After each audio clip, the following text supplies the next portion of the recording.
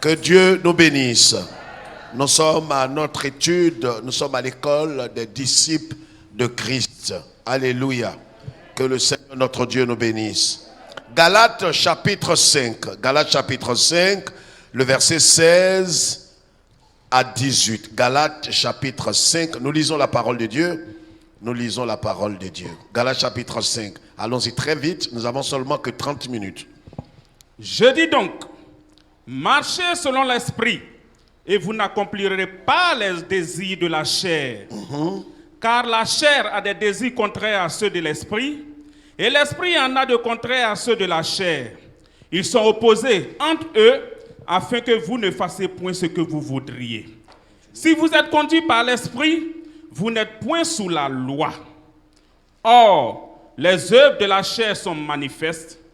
Ce sont l'impudicité, l'impureté, la dissolution, l'idolâtrie, la magie, les inimitiés, les querelles, les jalousies, les animosités, les disputes, les divisions, les sectes, l'envie, l'ivrognerie, les excès de table et les choses semblables. Je vous dis d'avance. Je vous dis d'avance.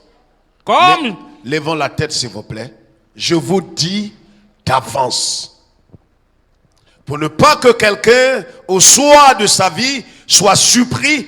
Alors, Paul, dans son épître aux Galates, leur dit, je vous dis d'avance. Je vous dis d'avance. Que personne ne vienne à être surpris au dernier jour et dit, je ne savais pas. Mais Paul, par l'esprit, dit, je vous dis ces choses d'avance.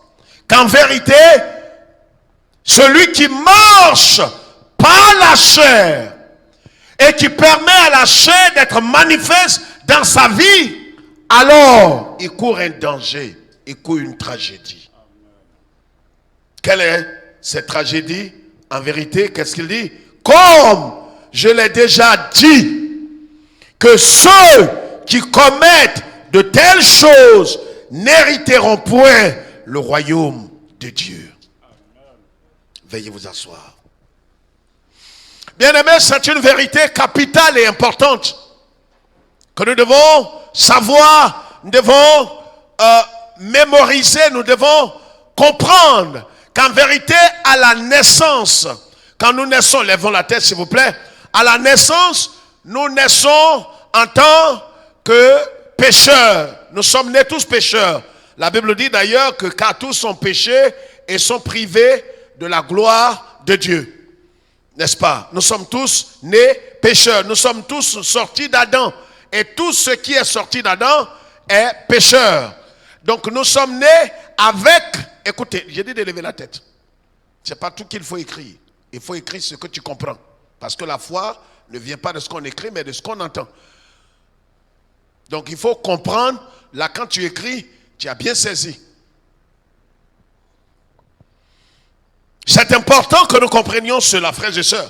Voyez, il y a eu tellement de confusion dans la marche chrétienne qu'à un certain moment, certains ont confondu la doctrine biblique de la rédemption et ils n'ont pas compris véritablement la pensée de Dieu au sujet de ceux qui sont nés de nouveau. Et c'est de là qu'est partie certaines hérésies comme un chrétien véritable né de nouveau, ayant l'esprit de Dieu, peut être possédé. C'est une insulte à la personne même de Jésus-Christ. Certains vont jusqu'à dire qu'on peut être né de nouveau, ayant l'esprit de Dieu, et puis continuer d'être sous la malédiction, ou bien on peut être encore dans la condamnation ou dans la malédiction familiale ou ancestrale. C'est une hérésie et c'est une abomination, c'est être inintelligent. Quelqu'un qui croit qu'un chrétien né de nouveau, ayant l'esprit de Dieu, conformément à 2 Corinthiens chapitre 5 verset 17, que si quelqu'un est en Christ, il est une nouvelle création. Les choses anciennes sont passées et voici toutes choses sont devenues nouvelles. Alors, c'est véritablement un manque de sagesse. Et la Bible dit d'ailleurs que mon peuple périt par manque de connaissance. Donc, laissez-moi faire cette petite parenthèse. Vous savez, j'ai dit tantôt que quand nous naissons avec une disposition. Écoutez-moi bien. Nous naissons avec une disposition. une disposition charnelle, adamique, qu'on appelle la nature. La nature, c'est une disposition. Ce n'est pas ton âme, ce n'est pas ton esprit, ce n'est pas ton corps. C'est une disposition qui est localisée dans tes membres, dans tout ton corps. La Bible l'appelle aussi le vieil homme, la vieille nature. Écoutez très bien. Parce que souvent après les enseignements, les gens nous envoient des messages. Pasteur, on n'a pas compris ça. C'est maintenant on est en train de comprendre. Donc il y a une différence entre ces... Écoutez très bien. Plus vous avez la connaissance biblique, plus vous êtes éclairé, plus vous êtes libre. Plus vous n'allez plus vous faire des soucis. Donc l'homme à la naissance a une nature, une disposition intérieure qui est quoi? Instinctivement dirigée vers le mal. C'est-à-dire quand tu es né, c'est pourquoi quand un enfant naît, on n'apprend pas à cet enfant à mentir, à voler, à faire quelque chose. Il fait ça naturellement. De la même manière que la boussole indique le nord, c'est comme ça que la nature adamique pêche, pratique le mal. Vous comprenez? Voilà un peu les dispositions de cette disposition, cette nature. Cette nature-là, elle est localisée dans nos membres, dans notre corps. C'est pourquoi la Bible l'a appelé la chair. Ce n'est pas le corps physique, mais parce qu'il est caché dans le corps physique qu'on l'a appelé la chair. Vous savez, si vous avez de l'eau dans un verre, vous allez dire à quelqu'un, apporte-moi l'eau. C'est l'eau que toi tu veux boire, c'est pourquoi tu dis apporte-moi l'eau. Certains diront apporte-moi le verre. Quelqu'un comprend ce que je suis en train de dire. Donc l'homme a une disposition intérieure qui est dirigée irréversiblement vers le mal, le péché. C'est ce que la Bible appelle l'essence de l'homme, la nature de l'homme. C'est une disposition. Tu ne fais pas exprès, tu pêches naturellement.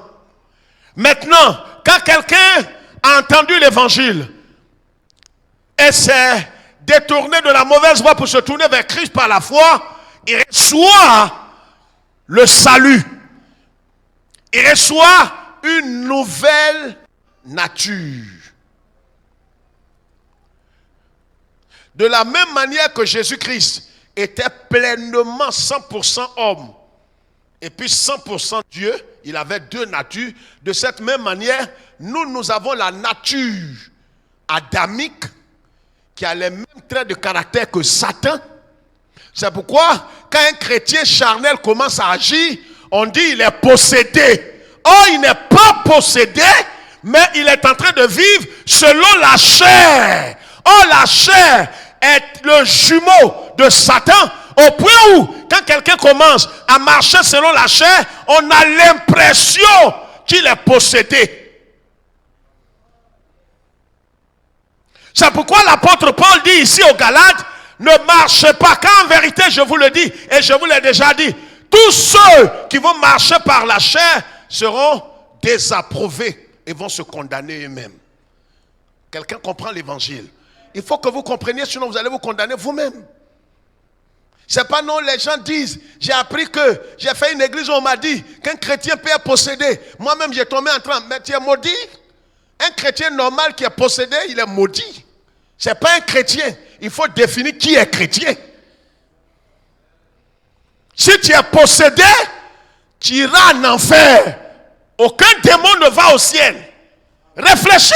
On n'a pas besoin de rire pour ça. Il faut être intelligent. Ici, il y a des chrétiens, on n'a pas encore fait ma délivrance depuis que je suis venu parmi vous. Tu es le plus ridicule des chrétiens. Un chrétien normal qui a toutes ses facultés spirituelles ne peut pas être possédé. Vous êtes les seuls à abriter Jésus et à abriter Satan.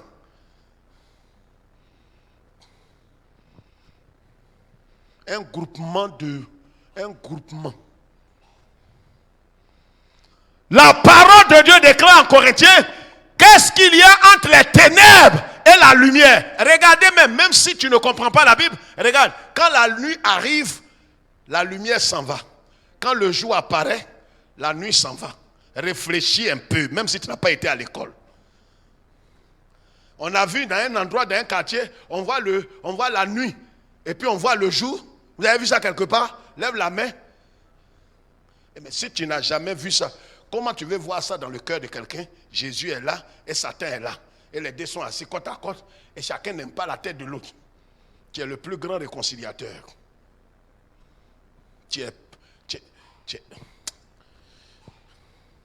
Écoutez, je vais vous choquer ce soir. Si quelqu'un croit à ces choses, ces bêtises, tant que tu es ici, là,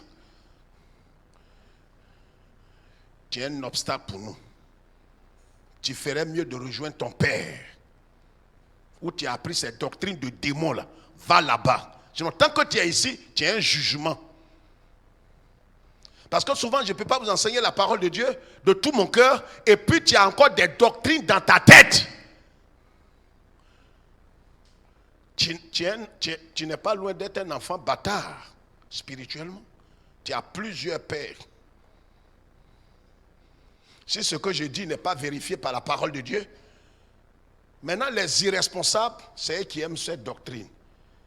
Je commets l'adultère, ce n'est pas moi-même. Quand je me suis converti, on ne m'a pas fait ma délivrance. C'est pourquoi je suis marié, mais je cherche mari. Tu es maudite. Tu es maudite.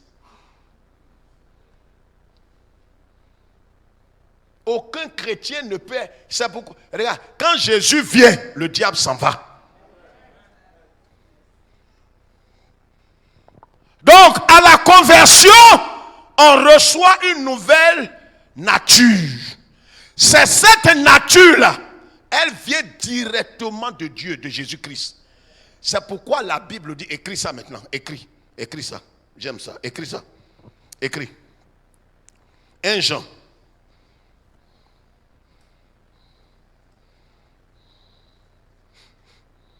Jean 3,9. Pasteur, lis-nous ça.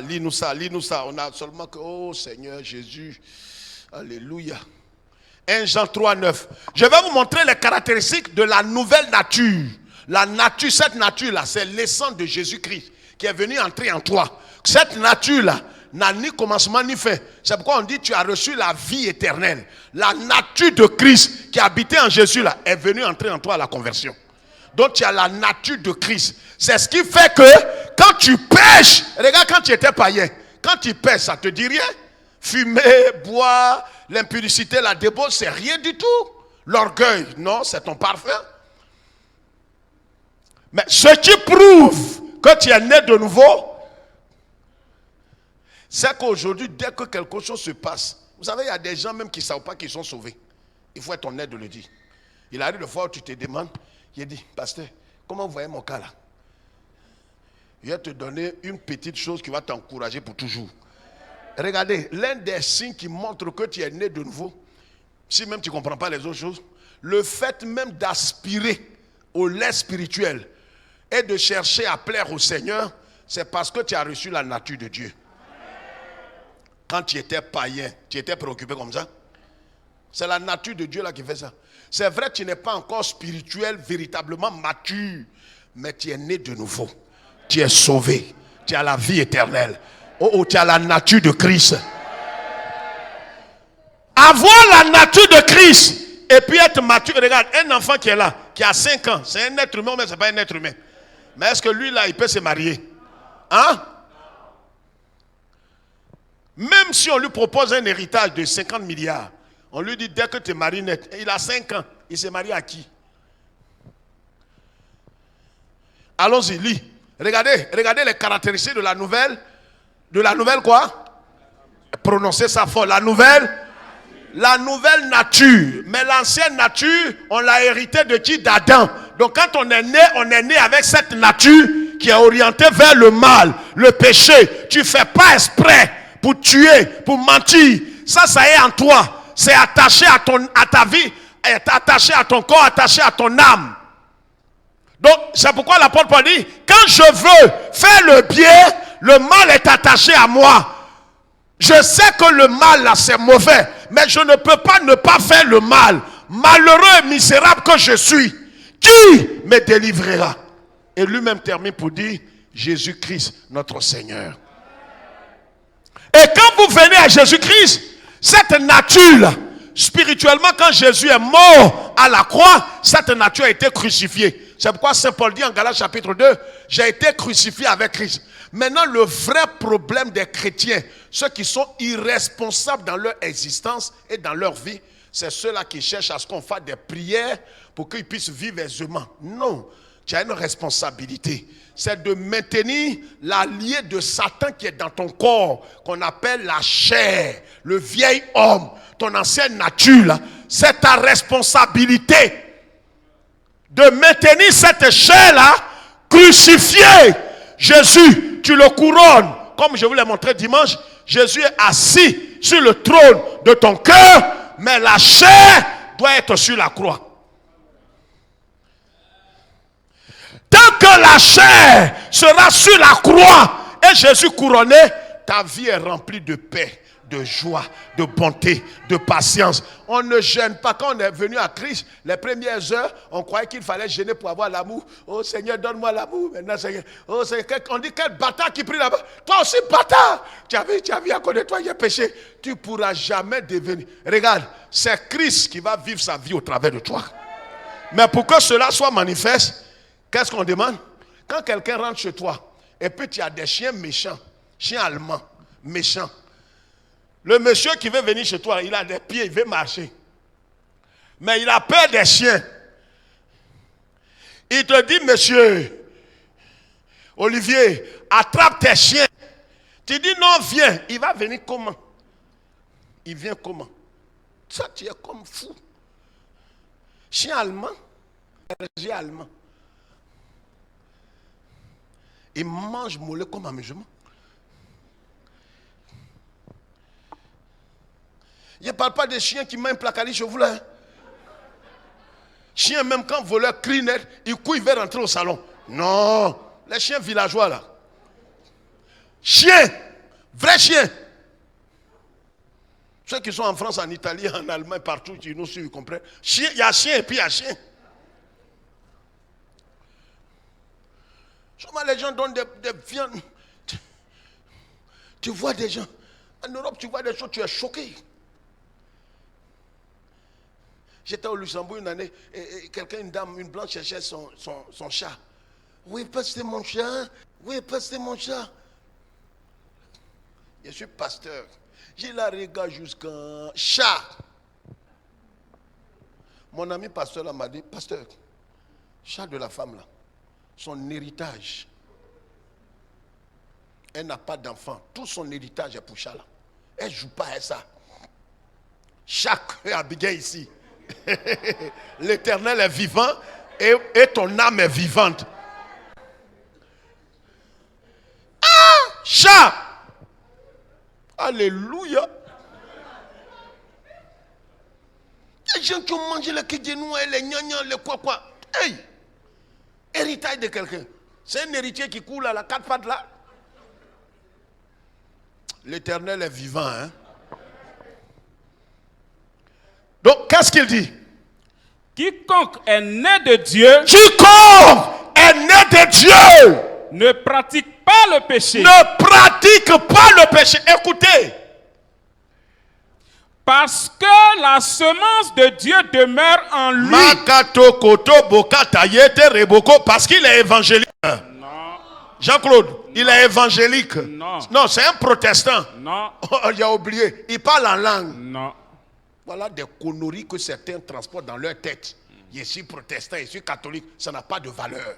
Tu es baptisé, tu es tombé en transe, c'est des futilités. Tu as la nature de Christ. Est-ce que tu es né de Dieu? On peut être pasteur et ne pas naître de nouveau. Un certain Nicodème était le pasteur principal des pasteurs. Mais il n'est pas né de nouveau. Donc le fait de porter un titre ne fait pas de toi un chrétien. Ton ancienneté ne prouve pas que tu es sauvé. Jésus dit, vous les reconnaîtrez à leur don. En parlant en langue. Si tu vois quelqu'un qui chute quelqu'un comme ça, il dit, voilà, take it.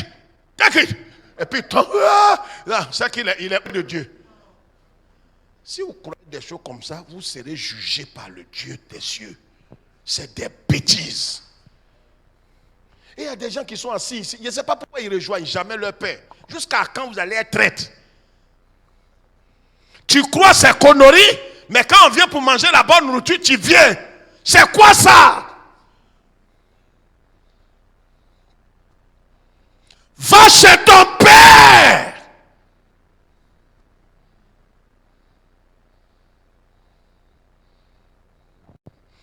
On ne cherche pas les membres. On veut conduire des gens au ciel. Vous voulez qu'on vous chute maintenant. Et puis tu tombes. On dit, ah, on sent l'onction maintenant. On sent l'onction. En sortant d'ici, mangez dans les caniveaux. Mangez les herbes. Mais c'est des conneries, des bêtises que tu aimes. On va te faire ça. Et tu vas perdre ton âme chétive là. Vous n'aimez pas les gens qui vous disent la simplicité de l'évangile. La nouvelle nature ne peut pas pécher. Pourquoi? Parce que c'est la nature de Christ qui est en nous. Donc le péché, dans la Bible, il y a le péché et les péchés. Je vais vous montrer ça ce soir. Le péché, c'est la nature adamique. Et les péchés, c'est ce que nous faisons. L'arbre est le péché. Les fruits, ce sont les péchés. C'est pourquoi tu peux te repentir pour que les péchés là disparaissent. Mais les péchés ne peuvent pas disparaître tant que l'arbre qui est le péché, qui est la nature. C'est pourquoi Dieu ne pardonne jamais la nature adamique. La nature adamique doit être crucifiée. C'est pourquoi Jésus dit, prenez votre croix, qui est ma propre croix là, suivez-moi. Laissez votre moi, qui est la chair, qui est le vieil homme, mais tenez la chair sur la croix, seconde après seconde. Si vous voulez hériter le ciel, ce n'est pas un jeu. Il a apporté ma dîme, très bien. Il fait des offrandes à l'église, que je sois loué. Et la rancœur qui est dans ton cœur, si tu meurs avec ça, tu n'entreras pas au ciel. Or, pour que la rancœur là quitte, ce n'est pas délivrance qu'il te faut. Il faut que tu mettes, parce qu'il y a deux camps. Tout ce qui vient, qui est approuvé par Dieu, agréé par Dieu, sort de la nature divine. Tout ce qui vient, qui déshonore Dieu, qui se rebelle contre Dieu, vient de la nature adamique. C'est pourquoi Paul dit, ce que je fais là, ce n'est pas moi-même. Il y a deux moi en toi. Il y a le toi-même, vrai, qui est né de nouveau là, qui a la nature adamique. C'est le vrai moi qui a la nature de Christ. C'est le vrai moi qui est là. Maintenant, l'autre moi, c'est le moi adamique que tu as reçu à la naissance. C'est ce moi-là. Tant qu'il n'est pas sur la croix, tu ne connaîtras pas la paix, ni le bonheur, ni le salut. Tu peux gêner, tu peux prier. La solution, c'est de maintenir la nature adamique sur la croix. C'est pourquoi la Bible dit, considérez-vous vous-même comme mort, car celui qui est mort est libre du péché. À quel moment la nature adamique va nous quitter? C'est à l'enlèvement ou à ta mort physique. Le jour que tu sais pourquoi nos frères, comme Adonis, notre frère, comme Hortense et autres, ils n'ont plus de problème de chair. Ils sont libérés.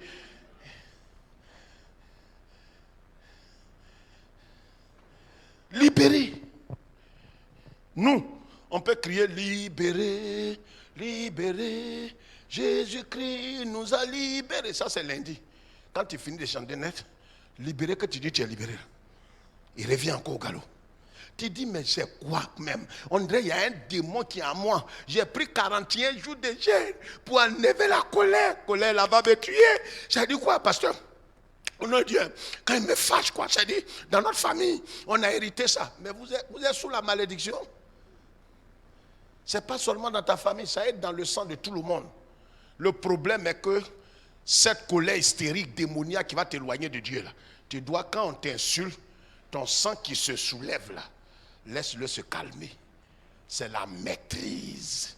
Ça fait partie des fruits de l'esprit. De la manière que ton sang bouillonne comme goudron là, ça bouillonne dans le corps de tout le monde. Donc quand ça vient, calme-toi. Dieu t'a donné la capacité parce que tu as la nouvelle nature. La nouvelle nature te donne la capacité de surmonter le péché.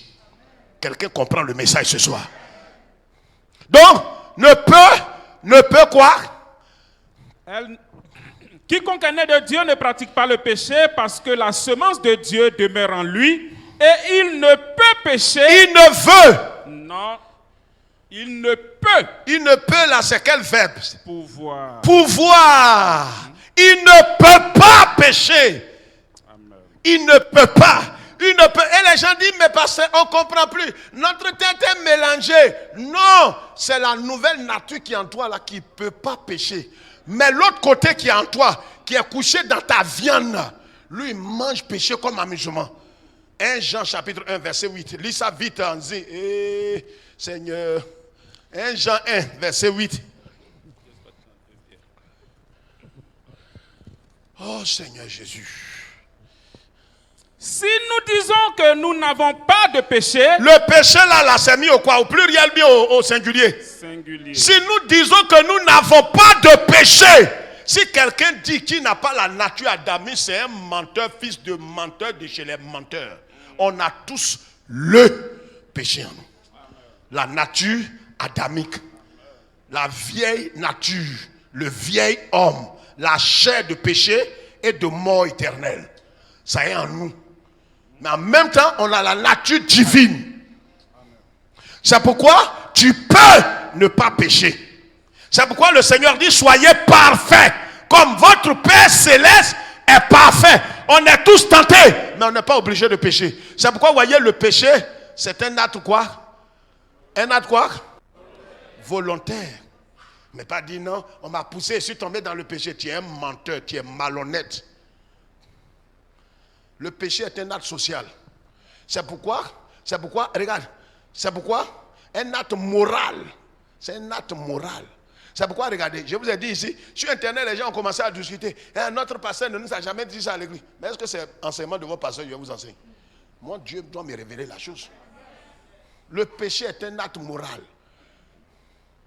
Quelque chose qui vient de toi. C'est volontairement qu'on pêche.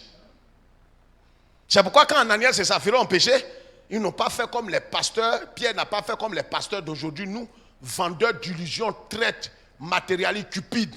Pour dire, Ananias, viens voir. On va faire ta cure d'âme. Abomination encore. Voilà une doctrine de démon. On va faire ta cure d'âme. Pourquoi même tu mens comme ça? Pierre l'a regardé, lui a dit, regarde. Pourquoi tu as permis à Satan de remplir ton cœur? Ah, il a permis à qui? De remplir. Donc les conséquences viennent sur qui? Satan ou lui? Vous voyez comment quand on est malhonnête, on met tout sur Satan. Oh, ta vieille nature qui est en toi, tu as reçu la nouvelle nature pour maîtriser la vieille nature. Donc si tu ne la maîtrises, comme je l'ai dit tout à l'heure, si Olivier a des chiens allemands, bergers, quelqu'un vient et dit non, il faut rentrer. Pasteur, non frère, viens. Non, oh, non, Jean-Claude, viens, oh, mes chiens ne peuvent rien. Non, viens, ils font rien, oh. Ils font ça. Si quelqu'un vous dit ça, n'allez pas chez lui. C'est un apprenti sorcier. Il est chrétien, mais il n'est pas converti. Je ne vais pas chez quelqu'un qui a chien allemand. À moins qu'il les attache. Chien a mordu ma nièce. Ça fait rire. Chien t'a pas encore mordu. Chien, quand chien te mord, frère, on doit te faire 21 piqûres dans ton ventre. C'est pas révélation. Il y a un chien là. On passait, le monsieur dit non, un colonel dit non, chien là, non, pasteur, il ne mord pas. Il ne mord pas.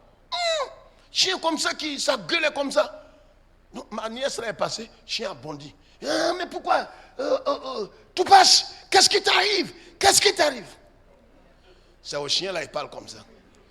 Il a dit, monsieur, prenez ma nièce là à l'hôpital. Vous prenez tous les soins. Vous voyez comment l'homme est malhonnête dans sa tête. Depuis quand même ceux même qui essaient de gérer les animaux, lions, ils veulent les dompter. Lions là les mangent à la fin. C'est bien fait pour eux. Lions. Depuis Adam, Dieu même dit, ils sont méchants. Tu dis, tu veux les dompter. D'autres même, serpents même dans leur culotte. Alléluia. Le diable est le diable. Hein? Le chien là, il ne change pas sa manière de s'asseoir. Amen. Donc quand tu pêches, c'est pourquoi, vous voyez, quelqu'un ne peut pas dire, il peut pas dire, je suis tombé dans le péché. On prépare le péché. Tu n'es pas tombé, tu as préparé ça. Regardez pour mentir. Pour aller mentir à quelqu'un au bureau autant. Même quand tu es allé en retard, dans ta tête, tu dis comment je vais faire pour mentir. Comment je vais faire pour mentir. Tu es en train de préparer les choses. C'est vrai ou bien c'est faux? On ment nous tous. C'est la nature adamique là qui t'a appris tout ça. Ingénieux au mal. Tu vas déjà, tu es en train de préparer. Parce que le patron t'a dit de ne pas venir à 9h. Oh, tu viens à 10h. Qu'est-ce que tu vas dire? Bon, ton patron, ma grand-mère était dans le coma. Elle dit non, écoutez, madame, arrêtez vos bêtises. Votre grand-mère est morte en 2016. Si. Mais c'est ma grand-mère maternelle. Et regardez, Madeleine fait très attention. Votre grand-mère maternelle est morte en 2013. Tu ne sais plus quel mensonge tu as fabriqué. Amen. Le temps ne nous permettra pas, mais permettez que dans les 2 minutes qui restent, regardez l'histoire, je raconte l'histoire de quelqu'un rapidement. 2 Rois chapitre 18. On a seulement que 5 minutes, mais c'est passé. 2 Rois chapitre 18. Pasteur, tu peux lire ça en moins de 30 secondes, lis ça vite. Au moins 7 versets, lis Jean-Claude. 2 Rois 18. Tu as pris déjà des secondes. La 3e année d'Osée, fils d'Éla, Lis sans respirer, vas-y. roi d'Israël, Ézéchias, fils d'Akaz, roi de Juda, régna. Il avait 25 ans lorsqu'il devint roi, et il régna 29 ans à Jérusalem. Sa mère s'appelait Abi, fille de Zacharie. Il fit ce qui est droit aux yeux de l'Éternel, entièrement comme avait fait David son père. Il fit disparaître les hauts lieux, brisa les statues, abattit les idoles et mit en pièces le serpent d'airain que Moïse avait fait. Vas-y. Car les enfants d'Israël avaient jusqu'alors brûlé des parfums devant lui. On l'appelait Nehushtan. Vas-y. Il mit sa confiance en l'Éternel, le Dieu d'Israël. Et parmi tous les rois de Juda qui vinrent après lui ou qui le précédaient, il n'en eut point de semblable à lui. Il fut attaché à l'Éternel, il ne se détourna point de lui et il observa les commandements de l'Éternel que l'Éternel avait prescrits à Moïse. Verset 7. Et l'Éternel fut avec Ézéchias qui réussit dans toutes ses entreprises. Il se révolta contre le roi d'Assyrie et ne lui fut plus assujetti. Il battit les Philistins jusqu'à Gaza et ravagea leur territoire depuis la tour des gardes jusqu'aux villes fortes. Verset 14. Ézéchias, roi de Juda, envoya dire au roi d'Assyrie à Lachis, j'ai commis une faute. Quoi ça? J'ai commis une faute. Tu as fait quoi? J'ai commis une faute. Tu as commis quoi? Une faute. Ézéchias a commis quoi? Une faute. Après avoir renversé les hauts lieux, il a commis quoi? Une faute. Laissez-moi vous dire, on n'a pas assez de temps. Levez la tête, je vais aller très vite. Et regardez ici cette histoire. Je vais revenir dessus par la pure grâce de Dieu. Si Dieu me fait la grâce de prêcher ce dimanche, je vais revenir là-dessus et vous donner un enseignement clair comme le Saint-Esprit m'a révélé. Regardez Ézéchias, levez la tête. C'est un serviteur de Dieu. C'est l'image de l'homme spirituel. Bien-aimés, nous sommes en train de parler de la marche. Comment un homme qui a reçu Jésus, né de nouveau, rempli du Saint-Esprit, baptisé dans le Saint-Esprit, marchant par l'Esprit, mais ayant la chair de péché de mort. Tant que cette chair n'est pas maintenue crucifiée, tes ennuis vont se multiplier.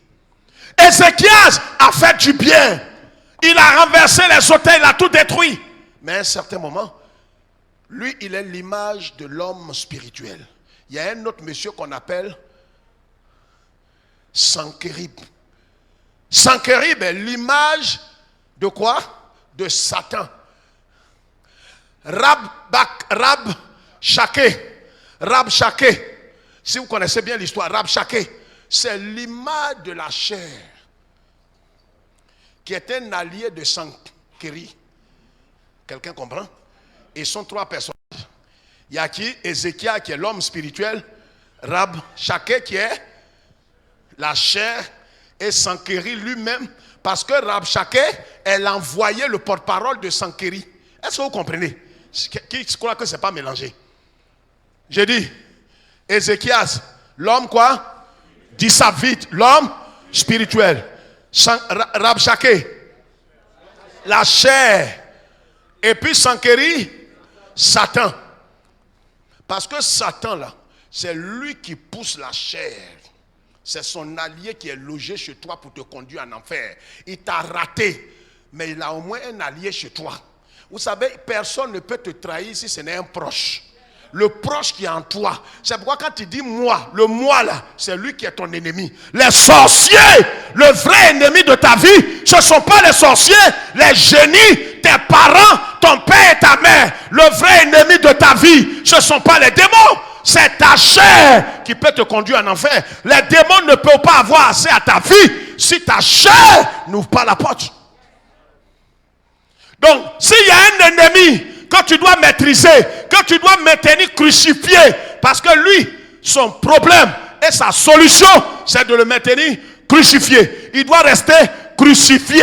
Ça veut dire quoi? Ça veut dire tout simplement que tu ne dois pas permettre à la chair de réagir. Et tu ne dois pas prendre soin de la chair pour satisfaire ses désirs. Parce que la chair agit comme un homme. Il agit comme un démon. Il n'est pas démon. C'est pourquoi à un certain moment, quand tu rentres en colère, tu dis non. On dit non. Ces choses-là sont venues encore. Vous voyez, quand il est en colère, là, il tremble. Mais ça va te tuer. Tu crois que tu es le plus intelligent des colériques. Chez nous, moi, je parle mal. Je parle mal vite. Et puis moi, ça dit quoi? Moi, mon cœur est gros. Mais ça va te tuer. On dirait bonne chose. Et ta bouche dit des bêtises. Avoir gros cœur. Moi, je ne pardonne pas. Dans notre famille, on dit, on ne pardonne pas vite. Mais c'est pourquoi vous allez terminer la course avec votre grand-père en enfer. Vos aïeuls sont là-bas. Tu crois que quand on dit à quelqu'un bâtard, ça lui fait mal. Quelqu'un on dit, tu n'as pas de papa. On te traite de sorcier. Que tu as mangé tes entrailles. C'est pourquoi tu ne fais pas d'enfant. C'est humiliant, c'est blessant. C'est déshonorant. Mais est-ce que tu dois avoir la rancœur contre eux? Non. Tu dois pardonner. C'est toi qui dois aller leur demander pardon. Voilà l'évangile de la croix. C'est pourquoi ça, on ne peut pas. Les évangélistes ne veulent pas de ça. C'est seulement ceux qui veulent hériter le ciel qui acceptent l'évangile de Jésus. Le jeune homme riche, quand Jésus lui a dit, va et va renverser ton idole qui est dans ton cœur. Ta richesse est devenue ton idole. La richesse n'est pas un problème. Mais quand ça prend le pas sur ton cœur, alors ça devient une idole. Va te libérer. Il est parti. Jésus l'aimait. Il a même dit, Jésus l'aima. Mais l'amour de Dieu ne l'a pas empêché de repartir. Dieu t'aime. Cela ne peut pas t'empêcher d'aller en enfer. Sankéry, c'est le roi d'Assyrie. Mais il va assujettir. Ce message est trop fort. Sankéry va envoyer Rabshakeh. Rabshakeh va aller voir Ézéchias. Ézéchias lui-même, à un certain moment, on ne sait pas ce qu'il a fait. Il se lève un matin, il dit à Sankéry, j'ai fait une faute. Aïe, j'ai fouillé dans la Bible, il dit, mais c'est quelle faute il a fait? La Bible ne révèle pas. Regardez, quand vous permettez à la chair, je vous en supplie, je parle avec tout le respect. Vous voyez, souvent les mots sont durs. Ce n'est pas parce que je ne vous aime pas, mais parce que je veux qu'un jour, nous tous ici, on achève la course au ciel. Un père normal, souvent, regardez, quand nos parents nous frappaient, on ne pensait même pas qu'ils nous aimaient. Moi, je maudissais toujours ma maman. On va nager à la mer, on vient. Il dit ça à mon père. Oh, mon père, lui, il te laisse. À 4 heures, il te dit, à 4 heures du matin, je vais te frapper pour aller au travail. Il t'avertit. Toi-même, tu n'as plus l'appétit. Ma maman, j'ai compris qu'elle m'aimait plus que tout. Mais qui n'a pas maudit sa maman? Qui n'a pas maudit son père? Mon père ne m'aime pas. Mon père ne m'aime pas. Quand on nous punissait, même quand mon père me punit, ma maman garde le repas dans la cuisine. Quand mon père va se coucher net, va manger. Va manger. Tu vas me tuer. Les mamans. C'est pourquoi, regarde, quand une maman a abandonné quelqu'un, toi-même, Dieu même te rejette en même temps. Quand papa te maudit, ça va aller où? C'est pourquoi Dieu ne dit pas si un père abandonne son enfant. Et lui, il abandonne facilement. Mais si une maman abandonne son enfant, Dieu voit qu'il y a un problème. Il récupère l'enfant là. Qui est Rabshakeh? Qui est Sankéry? Qui est Ézéchias? Je vous en supplie. Je vous en supplie. Il est 19h. Dimanche, je vais vous expliquer en détail. Soyez bénis.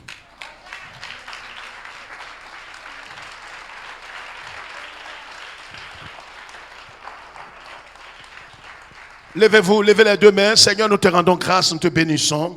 Merci pour cette parole.